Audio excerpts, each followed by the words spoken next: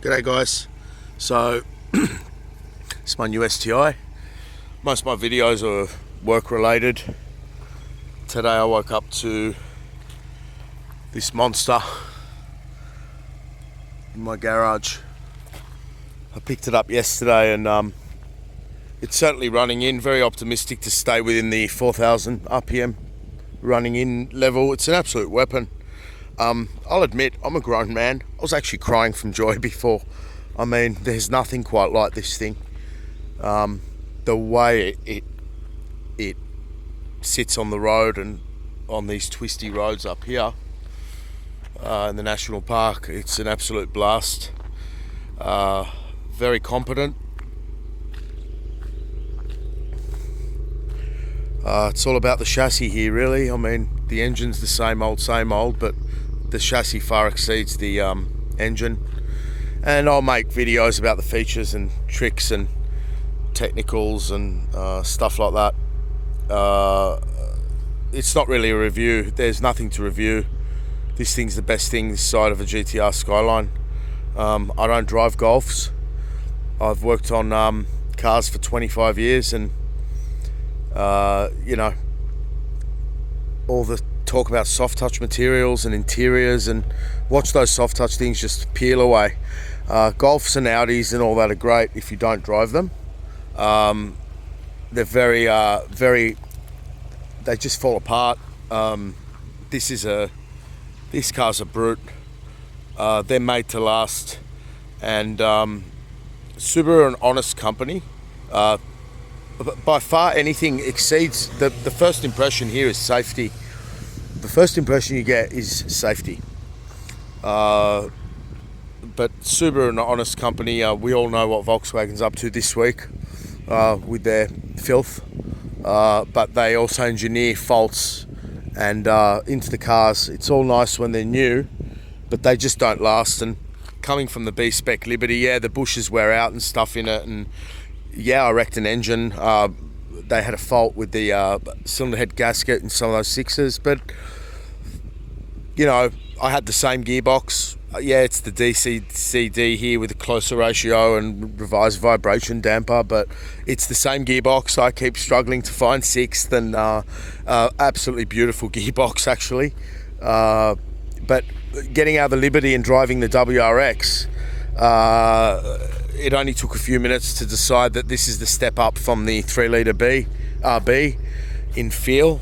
That actually the 3-litre B spec I've got in many ways is harder on the road than this, but by no means is it as firm. This car's firm. It's very, very firm. It's what I like. And you know, I didn't drive anything. I drove the Rexy and this, and there was no choice for me. It was easy. I went to Subaru, and you know, I wouldn't pay 25 grand for a Golf R brand new. I wouldn't do it. So you get that comparison with cars, but this is in a class of its own. The balance of the car is outstanding. The only fault I've got with this car at the moment is the same sort of high neck cutting seatbelt. Very high mounted seatbelt. I know they're adjustable, but it just cuts me exactly like the Liberty. In fact, the way this car runs in the morning on a cold start, coasting through the security car park, it's just like the Liberty. When you flick it into neutral at 50 k's an hour and coast to a stop, it blips up before you stop, just like the Liberty. The only thing here, it feels so similar, but so much more advanced and secure. But the roots are there. It's not an all new car. It's got their design philosophy. It you know, hopping out of another Subaru straight into this, you're going to be right at home. But you know, it's an absolute brute. It's a beast.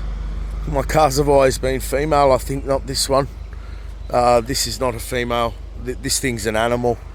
But very, very smooth, very secure. Bit of gear train rattle in first gear when you're going through you know, when the engine's hot and you're you know, going around a car park and manoeuvring the car around. You know, you're going to work. You got to work. He is very engaging. Lots of work to do. Lots of gear changes. It's like the Liberty with the STi box, Legacy or whatever you might call it. So yeah, it's for a niche buyer. The buyers of these cars don't look for Volkswagen soft touch materials that peel off and you can't read the buttons after 3 years, or you know, BMWs and Mercs. I mean, I want my aircon off, so there's an off switch here. You don't have to push a fan button 16,000 times, and you know, 135s and all that. I could spend about 5 minutes in the 135 before the door, which is at the bottom of my ear. You know, it makes me feel claustrophobic, and all that power to the rear, yuck. That's not a car. That's just it's a product. They've put a lot of heart and soul into this car. It's very evident straight away.